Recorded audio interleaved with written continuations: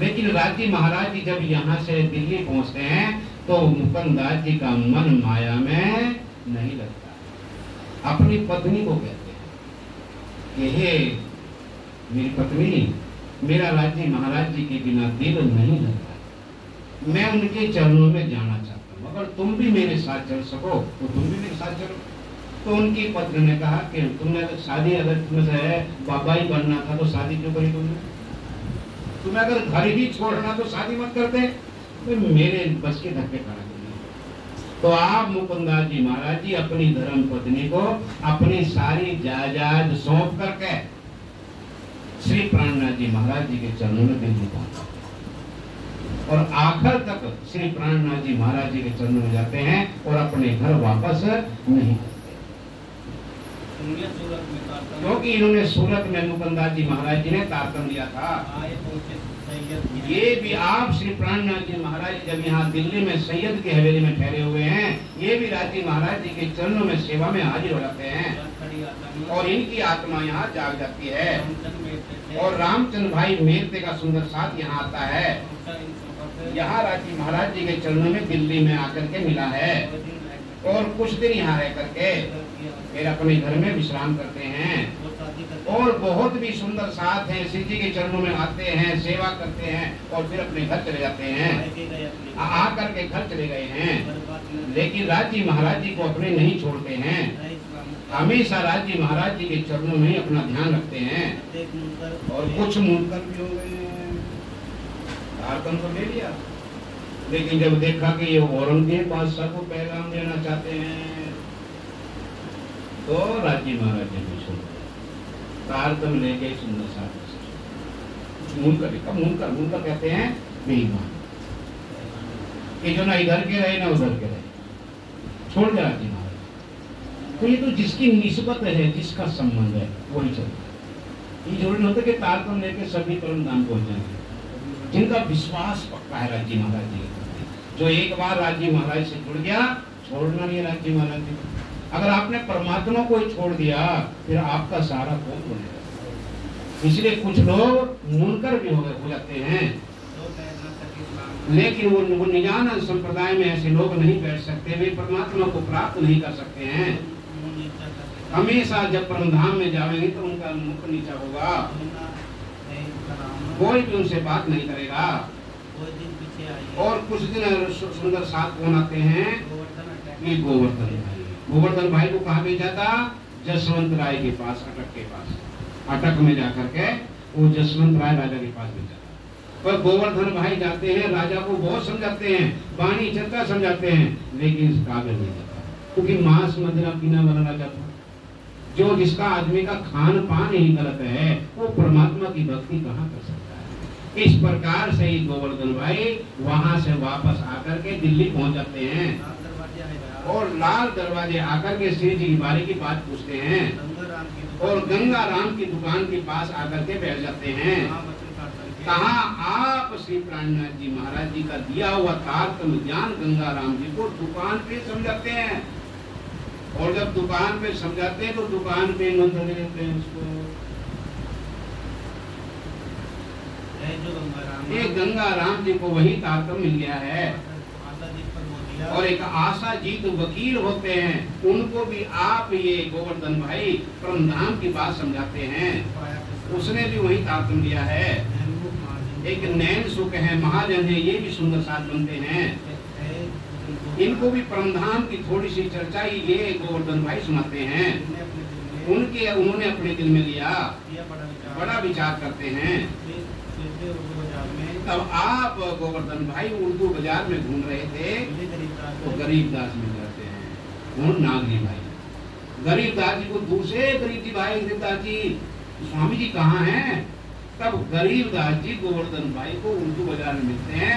तब गोवर्धन भाई को लेकर गरीबदास जी श्री प्राणनाथ जी के चरणों में पहुंच जाते हैं और उनका भाग करके उनको मिलते हैं।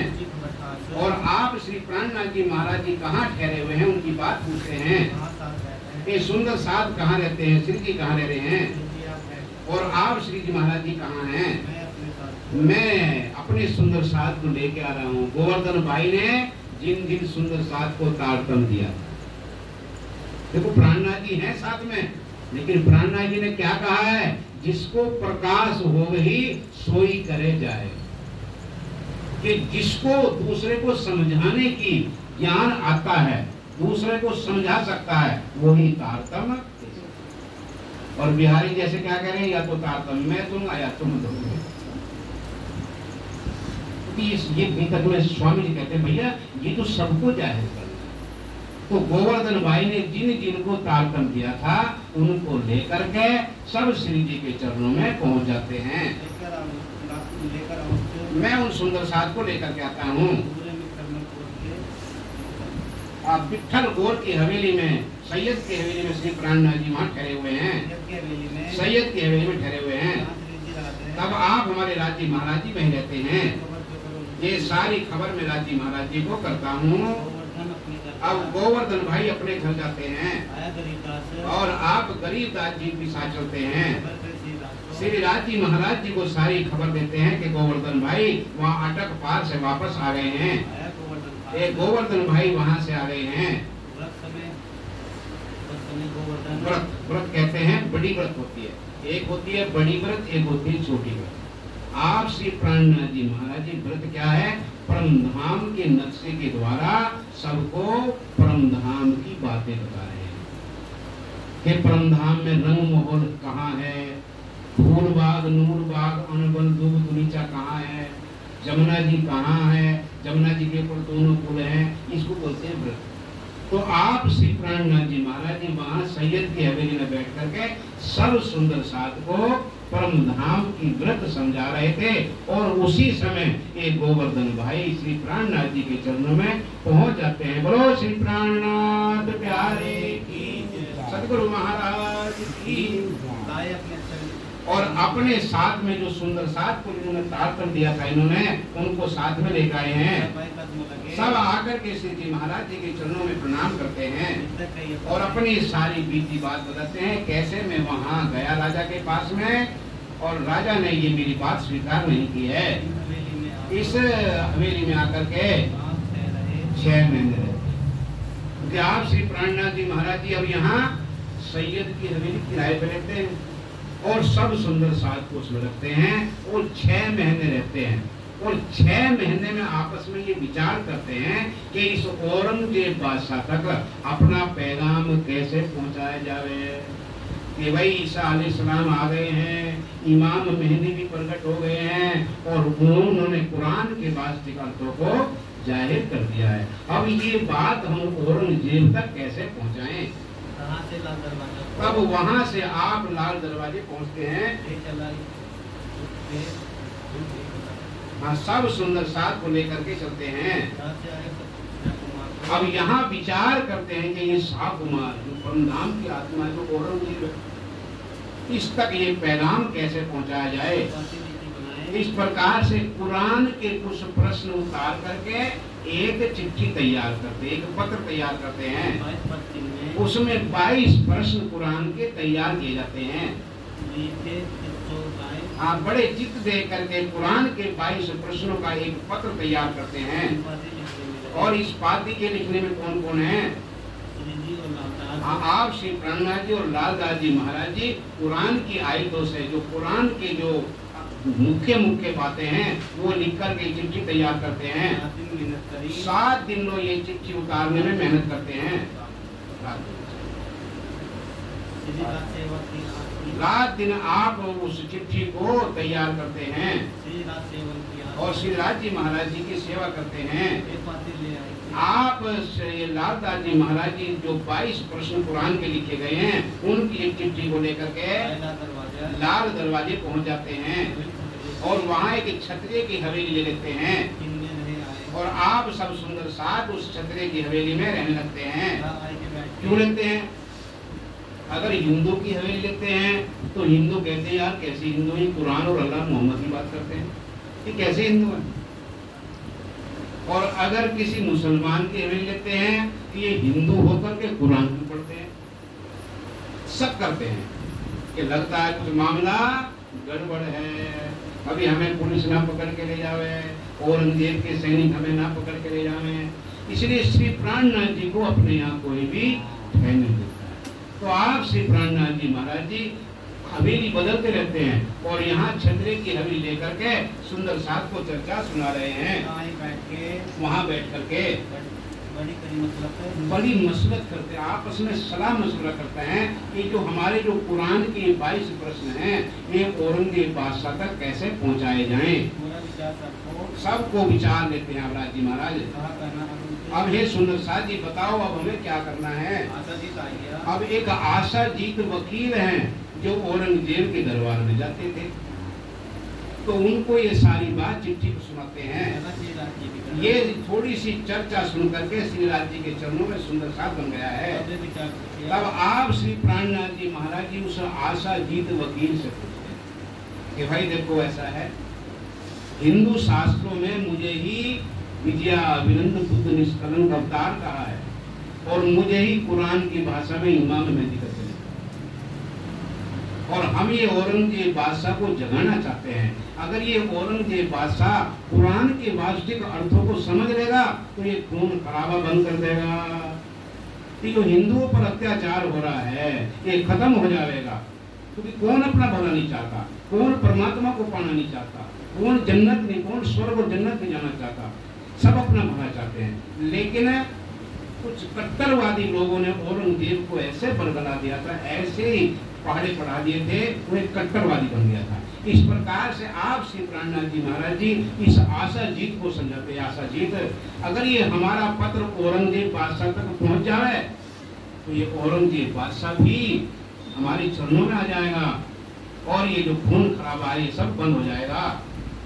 कहाँ करना है अब बताओ ये हमारी चिट्ठी वहां तक कैसे पहुंचे।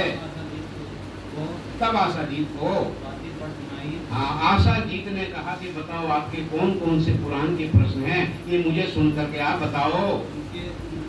और जैसे ही आशा जीत ने वो प्रश्न सुने तो क्या उत्तर देते हैं, अरे ये पाती तुमने भैया हिंदी में जो लिख दी है, क्योंकि हिंदी में कभी भी औरंगजेब बादशाह कोई भी प्रार्थना पत्र स्वीकार नहीं करता है, और ये तो हिंदुओं का दुश्मन है। हिंदुओं को क्या समझता है, ये तो काफर है, काफर। लेकिन कुरान में क्या लिखा हुआ है कि जो गलत काम करता है वो काफर है, जो बदफैली के काम करता है और दुनिया के अंदर शांति को भंग करता है वो काफर है। वास्तव में हिंदू शास्त्रों में काफर को ही राक्षस लिखा हुआ है। राक्षस कहो या काफर कहो एक ही बात है। लेकिन इन्होंने क्या समझ लिया कि हिंदू काफर हैं, मूर्ति पूजक हैं। ऐसा नहीं है। कुरान का वास्तविक अर्थ यह है कि भाई सब परमात्मा के बंदे हैं, सभी एक ही परमात्मा की संतान हैं, सभी उन्हीं के बनाए हुए हैं। लेकिन जिसके अंदर परमात्मा की भक्ति नहीं है, रहम दिल नहीं है, इंसानियत नहीं है, जो दुनिया के अंदर खून खराबा करते हैं, वास्तव में उनको हिंदू शास्त्रों में कहा है राक्षस और कुरान की भाषा में कहा है काफर। इन्होंने उल्टे सीधे अर्थ कर करके जनता को गुमराह कर दिया है। इसलिए ये औरंगजेब बादशाह सुनता है कि ये हिंदू है, काफर है, इनकी तो शकल भी देखनी चाहिए। इसलिए जो औरंगजेब बादशाह है ये तो प्रातः काल को हिंदू की शकल भी देखना नहीं चाहता है। जब हिंदू की शकल नहीं देखना चाहता तो हिंदी में कैसे तुम्हारा प्रार्थना पत्र स्वीकार कर देगा। ये तो हिंदुओं का हमेशा दुश्मन है। बिल्कुल हाँ, प्रातः को ये हिंदू का तो ये मुंह भी नहीं देखना चाहता है। और अपने आप को क्या कहता है, मोमिन, और हिंदू क्या कहता है, काफर। अरे मोमिन उसे कहते हैं जिसके अंदर रहम होता है, दिल होता है, परमात्मा की जिसके अंदर भक्ति है, जिसके अंदर इंसानियत है, उसको मोमिन कहते हैं। ना कि जो दुनिया के अंदर खून खच्चर मार काट कर रहे हैं उनको मोमिन कहते हैं। मोमिन कहते हैं श्रेष्ठ आत्माओं को, जिनका श्रेष्ठ खान पान है, जिनका श्रेष्ठ आचरण है, उनको मोमिन कहा है। मोमिन को ही हिंदू शास्त्रों में ब्रह्म सृष्टि कहा है, जो ब्रह्म की सृष्टि है।